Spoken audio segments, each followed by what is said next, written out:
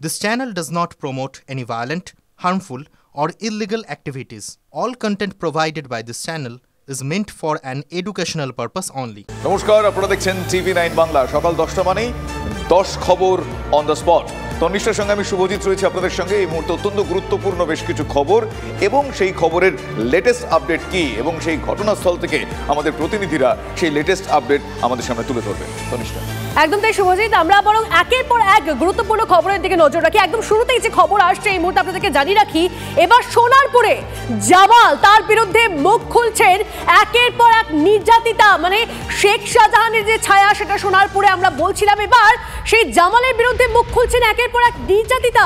আরো একজন মহিলা এবং তার স্বামীকে সারা রাত ধরে মারধর করার অভিযোগ। শিকলের সাহায্যে উল্টো করে ঝুলিয়ে সারা রাত মারধর করা হয় বলে অভিযোগ সামনে আসছে। স্বামীকে বাঁচাতে জামালের হাতে পায়ে ধরলে তাকেও মারধর করা হয় বলে দাবি। আমরা এই নিয়ে জামালকে বলেছিলাম, জামাল আমাদের অতিরিক্তভাবে মারধর করে। আমরা চাইছি জামাল শাস্তি পাক। আমরা কোনো পার্টি নেতা নিয়ে কোনো নাড়াচাড়া করছি না। হ্যাঁ, এবার যদি বলে যে তোমরা তাহলে ওই এতে গিয়েছো কেন, আমরা সহদেবকে বারবার করে জানিয়েছি। সহদেব হলো আমার এই তৃণমূলের একটা সদস্য, ওনাকে বারবার করে জানিয়েছি, উনি কোনো করছিল না। যার কারণে আমি না কোনো পেয়ে আমি হচ্ছে করে সুমিরের কাছে গিয়ে আমি নিজেই হচ্ছে করে ওকে হাতে পায়ে ধরে বলি যে আমার একটা মানে জামালের বিরুদ্ধে একটা যাতে কোনো কড়া স্টেপ নেওয়া যায় সেটা যেন তোমরা দেখো। এতে যে কোনো রাজনীতি কোনো পার্টি এর সামনে কোনো নেই আমার। আমি ওনাদেরকে জানিয়েছিলাম বলে এসছে। জামাল হচ্ছে কারে ও একটা কে, ও মানে সবসময় সব মহিলাদের তুলে এরকম মারধর করে, ফের হচ্ছে কারে তলাবাজি করে, গুন্ডামি করে বেড়াচ্ছে। তারপরে ও এর আগে তো ধরো ও তো একটা গরিব ছিল, ছিল, এখন লোকের কাছ থেকে এই 30 বিঘে জায়গা হেদগে নিয়েছে। ফের আমাদেরও ভিটে বাড়ি থেকে কিছু জায়গা হেদিয়ে অন্যজনাকে দিয়েছে। সত্যজিৎ আমাদের প্রতিনিধি আমাদের সঙ্গে রয়েছেন, কথা বলবো সত্যজিতের সঙ্গে সরাসরি। সত্যজিৎ, এই জামাল বা শেখ শাহজাহানের মতো লোকেরা কাদের মততে এত মাথাচাড়া দিয়ে ওঠে? মানে তারা কি এই সমান্তরাল একটা প্রশাসন চালানোর ভাবনা চিন্তা নিয়ে এতদিন ধরে কাজ করছিল? এই যে এক মহিলা এত বড় বড় অভিযোগ করছেন, কিভাবে মানে এতদিন ধরে তাদের উপর টর্চার চলছিল, কেউ কিছু জানলই না কেন?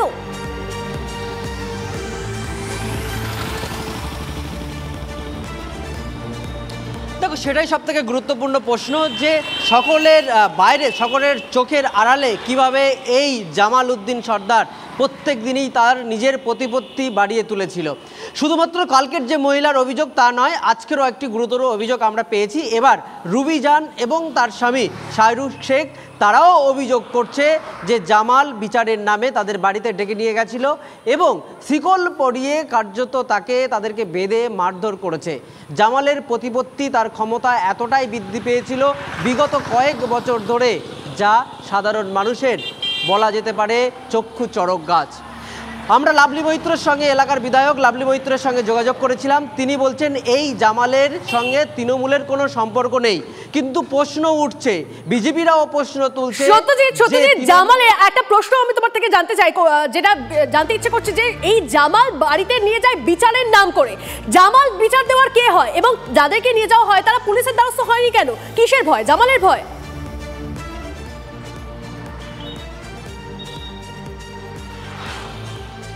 একেবারে জামালের ভয়ে তারা কিন্তু পুলিশ প্রশাসনের কাছে যেতে ভয় পেত এবং জামাল এবং তার সাকরেতরা এলাকায় একটা প্রচার চালিয়েছিল পুলিশের সঙ্গে তার একটা নিবিড় সম্পর্ক রয়েছে।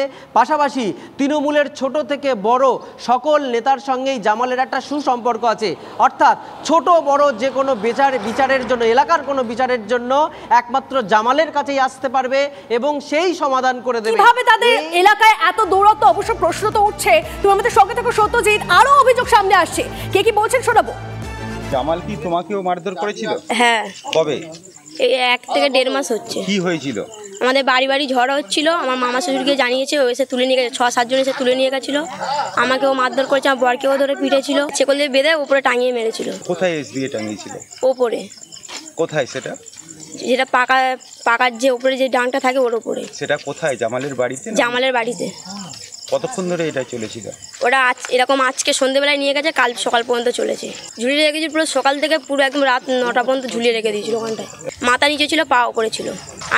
আমি বলছিলাম পায়ে হাতে পায়ে ধরেছি, তাও ছাড়িনি, আমাকে ধরে পিটেছিল। আমার পিঠের চালে, পায়ে, মুখে আমার চরও মেরেছে, তার সাথে বাঁকা দিয়েও পিটেছিল। আপনাদের শোনালাম সেই মহিলার বক্তব্য, তার অভিযোগ আমরা শোনালাম, কিন্তু ভাবতে পারছেন যে জায়গাগুলোর নাম বোধহয় পরিবর্তিত হয়ে যাচ্ছে, এই চরিত্রদের নাম বদলে যাচ্ছে, কিন্তু কাজ একই। এর আগেও আমরা দেখেছিলাম যে নিদান দিচ্ছেন কারা, এই জামাল রায়। জামালদের কামাল দিনের পর দিন দেখতে পাওয়া যাচ্ছে। প্রশ্ন হচ্ছে যে দিনের পর দিন তারা এই ঘটনা ঘটাচ্ছেন, একটা বিস্তৃত এলাকা জুড়ে ঘটাচ্ছেন, কিন্তু কেউ টের পাচ্ছেন না, কেউ জানতে পারছেন না। এটা বিস্ময়কর নয়? আমি ঠিক এই জায়গায় সত্যজিতের কাছে জানতে চাইবো। সত্যজিৎ, পুলিশ প্রশাসন, আইন সবই রয়েছে এই দেশে, এ রাজ্যে, কিন্তু এক্ষেত্রে এই জামালরা আইনের নিদান দিচ্ছেন কোন আশীর্বাদ, কাদের আশীর্বাদ ধন্য হয়ে, এটা জানতেই হবে, এটা জানা দরকার। এক্ষেত্রে জামালের সঙ্গে তৃণমূল কংগ্রেসের কিরকম যোগাযোগ, কতটা যোগাযোগ, এই বিষয়ে আর কি কি জানা যাচ্ছে?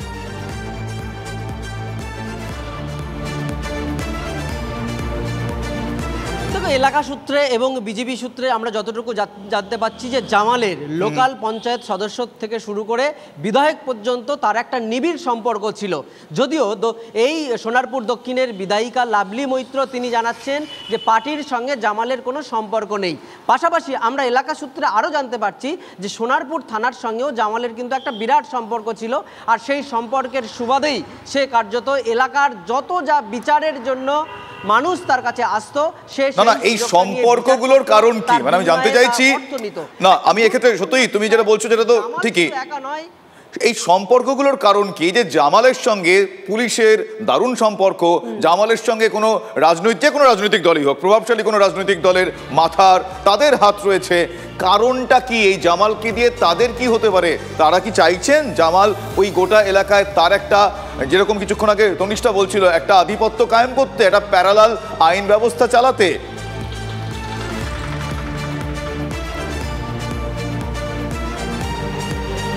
দেখো, জামাল মূলত তৃণমূলের যে কাজে ব্যবহার করা হয় বলে বিরোধীরা দাবি করছে সেটা হলো ভোটের কাজে, ভোট কর্মী হিসাবে জামাল এবং তার একটা বিরাট দলবল, তারা ভোটের সময় সক্রিয় হয়ে ভোটটা করায়, ভোট মেশিনারি হিসাবে কাজ করে। ফলে জামালের যতটা না সম্পর্ক আছে, সে এবং তার সাগরেদরা এলাকায় প্রচার চালিয়েছিল যে পুলিশের সঙ্গে তাদের বিরাট সম্পর্ক রয়েছে, পাশাপাশি রাজনৈতিক দলের সঙ্গে তার বিরাট সম্পর্ক রয়েছে। ফলে এই সম্পর্কের প্রচার সেরে সে কার্যত এলাকার প্রত্যেকটি বিচার নিজের কাছে আনতো। সে জানতো বিচার যদি তার কাছে আসে তাহলে বিচারের নামে সে অর্থ উপার্জন করতে পারবে। জামালের নামে আরও একটি গুরুতর অভিযোগ আছে, সেই এলাকার প্রমোটিং, মাটি ব্যবসায়ী এবং বেনামি জমি বিরাটভাবে সে নিজের নামে কিনত এবং পরে চড়া দামে বিক্রি করে খুব অল্প সময়ের মধ্যেই নিজের প্রতিপত্তি, সম্পত্তি অনেক বেশি বৃদ্ধি করেছিল। ফলে জামাল এমন একটা চরিত্র বর্তমান সময়ে তার রাজনৈতিক সম্পর্ক, তার প্রশাসনিক সম্পর্ক এবং তার প্রতিপত্তি নিয়েও কিন্তু প্রশ্ন তুলছেন। সেই সমস্ত প্রতিপত্তি, সেই সমস্ত সম্পর্ক, সেই আধিপত্য সবকিছুই এবার অনেকটাই সামনে চলে এসেছে। এখন দেখার, সামনে আসার পর আমরা বারবার বলি TV9 বাংলার খবরের জের এবং জোর, সেই জোরে এই জামালের কামাল এতদিন ধরে যারা জেনেও না জানার ভান করেছেন তারা অস্বস্তিতে পড়ে এবার তাদের ভবিষ্যৎ ভেবে কি পদক্ষেপ করেন সেটা দেখার। কিন্তু লাভলি মৈত্র তিনি কি বলছেন এই বিষয়ে সেটা জানা জরুরি। ঘটনাটা যেটা ঘটেছে সেটা অত্যন্ত খারাপ ঘটনা, অত্যন্ত নিন্দনীয়। এই ঘটনা যে ঘটিয়েছে তার শাস্তি আমরা সবাই চাই এবং প্রশাসন যথাযথ ব্যবস্থা নিচ্ছে, কিন্তু এই ঘটনার সঙ্গে রাজনৈতিক কোনো সম্পর্ক নেই।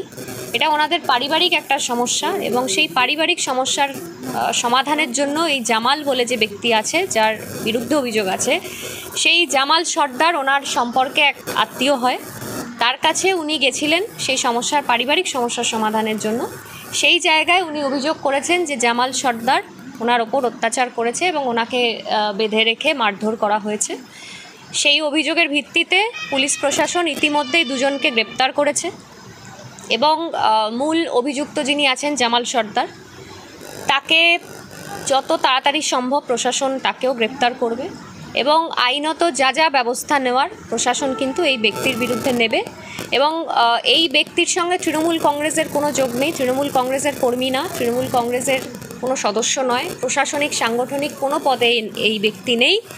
যিনি সদস্য আছেন তাকে উনি অভিযোগ জানিয়েছিলেন, সেই সদস্য কেন সেই অভিযোগ শোনেননি বা সেই জায়গায় হয়তো শুনেছেন কিন্তু সেখানে তার কিছু গাফিলতি ছিল, সেটা কেন ছিল বা কেন উনি যোগ্য সহযোগিতা পায়নি সেই সদস্যর কাছ থেকে, সেটা দলীয়ভাবে যা দেখার আমরা দেখব এবং যা ব্যবস্থা নেওয়ার সেই সদস্যর বিরুদ্ধে আমরা নেব। এই বিজেপি যতই রাজনৈতিক খেলার চেষ্টা করুক, আমরা সবসময় অন্যায়কে আমরা কখনো সমর্থন করি না, আমরা সবসময় অন্যায়ের বিরুদ্ধে এবং আমাদের দল কখনো অন্যায়কে প্রশ্রয় দেয় না।